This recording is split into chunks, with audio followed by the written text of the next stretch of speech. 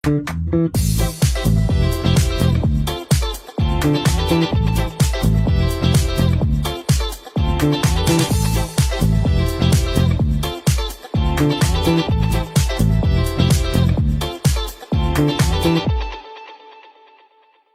দুনিয়ার ছোট বড় খবর নিয়ে আমি অনুশ্রী শুরু করছি আপনাদের প্রিয় অনুষ্ঠান খেলা আর খেলা।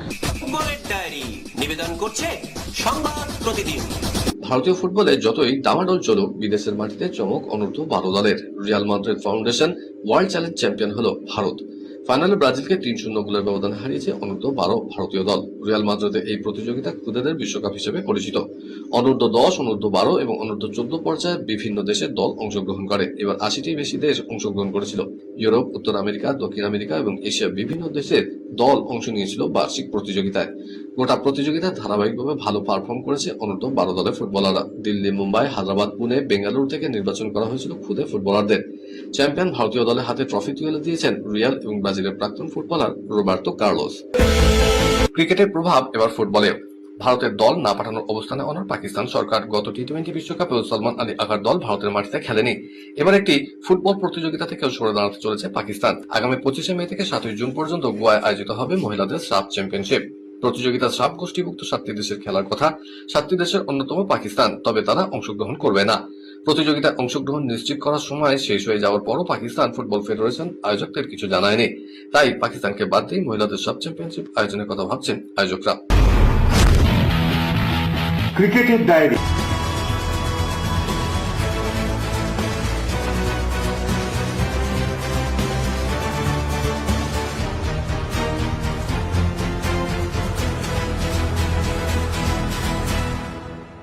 বছর বদলেছে, বদলালো না শুধু কলকাতা নাইট রাইডার্সের ক্যাপ্টেন আজিঙ্ক্য রাহানে ইডেনের উইকেটের সঙ্গে অম্লমধুর সম্পর্ক। গতবার ব্যর্থ হয়ে ইডেনের উইকেটকে কাঠগড়া দাঁড় করিয়ে বলেছিলেন, হোম অ্যাডভান্টেজ পাচ্ছি না। এবার মরশুমে প্রথম হোম ম্যাচে হারের পর ক্যাপ্টেন রাহানের গলায় সেই ইডেনের পিচের দিকেই আঙুল। তার বক্তব্য, আমরা ভেবেছিলাম উইকেটটা প্রথম ইনিংসের থেকে ভালো হবে, কিন্তু সেটা আরো স্লো হয়ে গেল। ফলে প্রচুর স্লোয়ার বল করছে ওরা। তাই ম্যাচ শেষে আরো বলেছেন, আমি কোনো অজুহাত দিচ্ছি না। এটা মানতে হবে যে SRH বোলাররা স্লোয়ারের ব্যবহারটা খুব ভালো করেছে। যদিও পরে তিনি বলেছেন, পিচ কোনো ইস্যু নয়। আগেরবারে বিতর্কের অধ্যায় মনে করে একটু রসিকতাও করলেন। এবার নিলামে কলকাতা নাইট রাইডার্স ভালো দল তৈরি করেও খেই হারিয়েছে।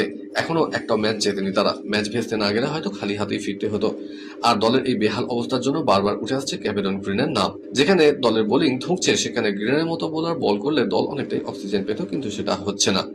এবার তার বিরুদ্ধে কড়া পদক্ষেপ নেওয়ার বার্তা দিলেন কিংবদন্তি ক্রিকেটার সুনীল গাভাস্কার। সম্প্রতি তিনি বলেছেন, একজন বোলারকে মাত্র 4 ওভার করতে হয়। ম্যাচে এই কটা বল করতে ওদের কে আটকাচ্ছে? কোন প্লেয়ার যদি IPL এর জন্য পুরো ফিট না হয়, তাহলে সেটা প্রথমে বলা উচিত। এতে ফ্র্যাঞ্চাইজি সুযোগ পাবে অন্য কোনো ব্যবস্থা করার। এ বিষয়ে BCCI কে এগিয়ে আসতে হবে এবং এমন পদক্ষেপ নিতে হবে যেটা তারা নিলামে দল পেয়েও না খেলা প্লেয়ারদের জন্য নিয়েছিল। ফ্র্যাঞ্চাইজির কাছে শুরু থেকেই পরিষ্কার তথ্য থাকা দরকার। ক্রিকেটারদের জন্য নতুন নির্দেশিকা BCCI, অমান্য করলে কড়া শাস্তি। IPL এর ম্যাচগুলোতে দেখা যায়, প্রথম একাদশের বাইরে থাকা ক্রিকেটাররা মাঠের ধারে ঘোরাফেরা করেন। জলপানের বিরতি বা বার্তা দেওয়ার জন্য যে কেউ মাঠের মধ্যে ঢুকতে পারতেন। এবার থেকে আর তা করা যাবে না। নির্দিষ্ট 16 জনের বাইরে কেউ ডাগআউটের বাইরে থাকতে পারবেন না। জল, ব্যাট দিতে বা অন্য কোনো প্রয়োজনে সেই 16 জনের মধ্যে থাকা ক্রিকেটাররাই মাঠে ঢুকতে পারবেন। তবে একটি ম্যাচের জন্য 16 জনকে বেছে নিতে হয়। তাদের মধ্যে থেকে কাউকে ইম্প্যাক্ট প্লেয়ার বেছে নেওয়া হয়। প্রথম একাদশে কেউ মাঠের বাইরে গেলে পরিবর্তন হিসেবে ওই 5 জনের যে কেউই ফিল্ডিং করতে নামতে পারেন। দেশের হয়ে টি-20 খেলতে আর দেখা যাবে না তাকে, এমনই একটা সম্ভাবনা তৈরি হয়েছিল কিছুদিন আগে। যদিও পাকিস্তানের ক্রিকেটার ফখর জামান স্পষ্ট জানিয়েছেন, তিনি কোথাও যাচ্ছেন না। দেশের হয়ে 2 বছর পরের বিশ্বকাপও খেলতে চান। পাকিস্তান ছেড়ে পাকাপাকিভাবে আমেরিকায় থাকার সিদ্ধান্ত উড়িয়ে দিয়েছেন তিনি। বলেছেন, বিশ্বকাপের পর টি-20 ক্রিকেট থেকে অবসর নেওয়ার সিদ্ধান্ত নিয়েছিলাম, তবে এখন অবসর নেওয়ার কোনো ইচ্ছা নেই।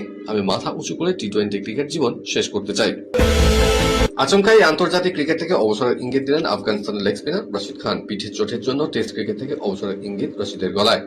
সাদা বলের ক্রিকেটে আরো বেশি ফোকাসের জন্য এই সিদ্ধান্ত নিয়েছেন তিনি। IPL এর দিল্লি ক্যাপিটালসের বিরুদ্ধে ম্যাচ জেতানো বোলিং করার পর রশিদ এমনটাই ইঙ্গিত দিয়েছেন। এটা ঘটনা, পিঠে চোট দীর্ঘদিন ধরে ভোগাচ্ছে আফগান স্পিনারকে। 2023 বিশ্বকাপের পর অস্ত্রোপচারও করিয়েছিলেন তিনি। অস্ত্রোপচারের পর 2024 সালে ফের ক্রিকেটে ফেরেন।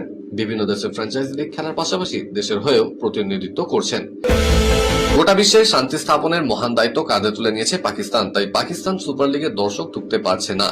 এই যুক্তি দিয়ে হাজির PSL এর ফ্র্যাঞ্চাইজি ইসলামাবাদ ইউনাইটেডের মালিক আলী নকভি।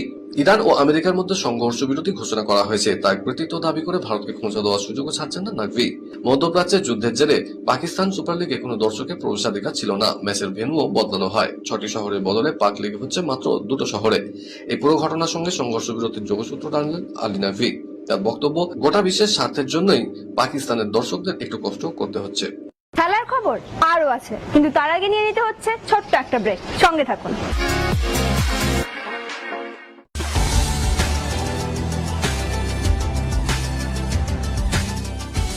কেআরকে নিউজ মিডিয়া প্রযোজিত সাপ্তাহিক বিনোদন অনুষ্ঠান বিনোদন.com দেখুন প্রতি শনিবার ঠিক রাত 10:25 আপনাদের প্রিয় চ্যানেল মিশনে।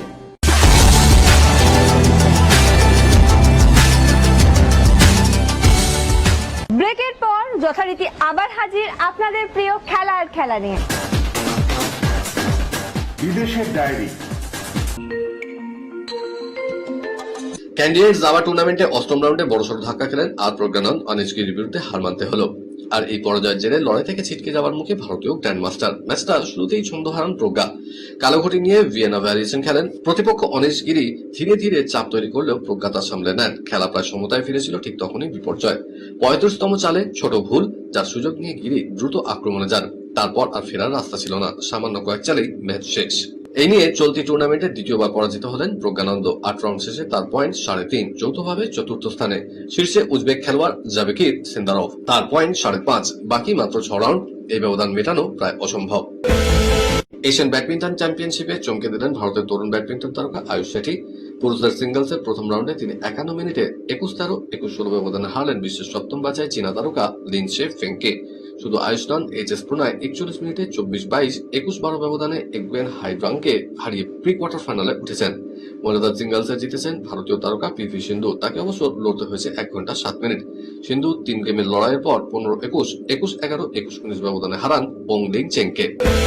চলতি আইপিএলের সবচেয়ে রোমহর্ষক ম্যাচের সাক্ষী থাকলো ক্রিকেট ভক্তরা। অরুণ জেটলি স্টেডিয়ামে গুজরাট টাইটান্সের কাছে মাত্র 1 রানে হারে দিল্লি ক্যাপিটালস। শেষ বল পর্যন্ত ম্যাচ গড়ায়।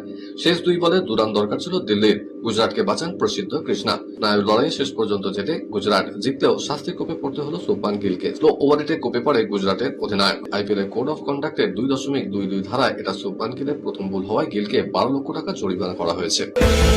ইরানের ক্রীড়ামন্ত্রীর মতে ফিফার কাছ থেকে আনুষ্ঠানিক প্রতিক্রিয়া পাওয়ার পরই সরকার 2026 বিশ্বকাপে অংশগ্রহণ করবে কিনা সে বিষয়ে চূড়ান্ত সিদ্ধান্ত নেবে। ইরানের ফুটবল ফেডারেশন যুক্তরাষ্ট্রে অনুষ্ঠিত তাদের গ্রুপ পর্বে 3টি ম্যাচে মেক্সিকোতে সরিয়ে নিয়ে যাওয়ার জন্য কাজ করছে। ইরানের কারণ হল নিরাপত্তাজনিত উদ্বেগ। এর আগে ইরানের ক্রীড়া মন্ত্রণালয় জাতীয় ক্রীড়া দল ও ক্লাবগুলোর সংবেদনশীল দেশগুলোতে ভ্রমণের উপর নিষেধাজ্ঞা জারি করেছিল। তেহরানের দাবি সত্ত্বেও ফিফা সভাপতি জিয়ানি ইনফান্তিনো গত সপ্তাহে ঘোষণা করেছেন যে ইরান নির্ধারিত সময়সূচি অনুযায়ী খেলবে। গত 2 মাসে বারবার সংবাদের শিরোনামে এসেছে তারা। কখনো হোটেলের বিল মেটাতে না পেরে খেলোয়াড়দের বাসন ধোয়ার কারণে, কখনো সংস্থার বিরুদ্ধে খেলোয়াড়দের তোপ দাগায়। এবার নতুন বিতর্কে পাকিস্তানের হকি সংস্থা। গুরুত্বপূর্ণ 2টি প্রতিযোগিতার আগে আচমকাই দলের কোচকে ছেড়ে ফেলল তারা। সংস্থার সিদ্ধান্তে অবাক খেলোয়াড়রা। 8 বছর পর হকি বিশ্বকাপে খেলবে পাকিস্তান। হঠাৎই অস্ট্রেলীয় কোচ কলিন ব্যাচকে ছেটে ফেলা হয়েছে। তার প্রশিক্ষণেই দল বিশ্বকাপে উঠেছিল। সেই জায়গায় প্রাক্তন অলিম্পিয়ান মঞ্জুর উল হাসানকে কোচের দায়িত্ব দেওয়া হলো। কালো আঞ্চলত্তি কোচিং এ ব্রাজিল দুরন্ত ফুটবল খেলছে, তা বলার উপায় নেই। তবে এই বিশ্বকাপ তো বটেই, পরের সংস্করণে তার উপরে ভরসা রাখছে 5 বারের চ্যাম্পিয়নরা। যা খবর, ইতিমধ্যেই 2030 বিশ্বকাপ পর্যন্ত চুক্তি হয়ে গেছে ইতালিয়ান কোচ এবং ব্রাজিল ফুটবল সংস্থার মধ্যে। নতুন চুক্তি অনুযায়ী বছরে 10 মিলিয়ন ইউরো বেতন পাবেন আঞ্চলত্তি, যা সেদেশের ইতিহাসে সর্বোচ্চ। ব্রাজিলের আইনে টানা 48 মাসে পেশাদার চুক্তি করা যায় না, তাই নতুন চুক্তিকে 2 ভাগে ভাগ করা হয়েছে। কলকাতার ডায়েরি।